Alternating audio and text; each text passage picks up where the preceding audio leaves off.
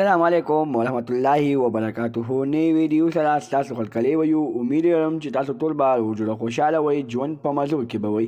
ډېر کې ډېر زیات ظلم شوی، ډېره زیاته افسوسناکه واقعه رامخې ته شوې ده چې یو مور او دوه زلمي زامن ډېر په بد حال باندې قتل شوي دي. دا چا قتل کړي دي، اخر د دوی ګناه څه وه، ټول معلومات در سره په دې ویډیو کې شریکوم. زموږ دا ویډیو خامخا وګورئ چې پوره معلوماتونه ځان خبر کړئ. د نورو معلوماتي ویډیوګانو لپاره زموږ چینل سبسکرایب کړئ، تر نشان ورڅخه خامخا ووهئ چې زموږ خریبانۍ معلوماتي ویډیو تاسو ته په اسانۍ سره میلاویږي. ډېر کې ډېر زیات ظلم شوی، ډېره زیاته افسوسناکه دردناکه واقعه رامخې ته شوې ده چې بوډۍ مور او دوه زلمي زامن نامعلومه کسانو د دوی په کور باندې راوختل، په دوی ډزې وکړلې، په ډزو باندې ویشتل، ډېر په بد حال باندې قتل کړل او د هغه قتل نه بعد د دوی په لاشونو باندې تیزاب واچول. دوستانو چې کله دوی قتل شول، صحیح ده، تاسو دوی قتل کړل، بیا یې پرېږدئ، بیا د دوی لاشونه داسې ولې خرابوئ چې څوک یې هم نه ګوري. د هغه قتلو نه تاسو ولې وباسئ چې د دوی په لاشونو باندې تاسو تیزاب واچوئ، د دوی هغه هډوکو ته تیزاب ورکوشي، هډوکي ولا خاورې کړي.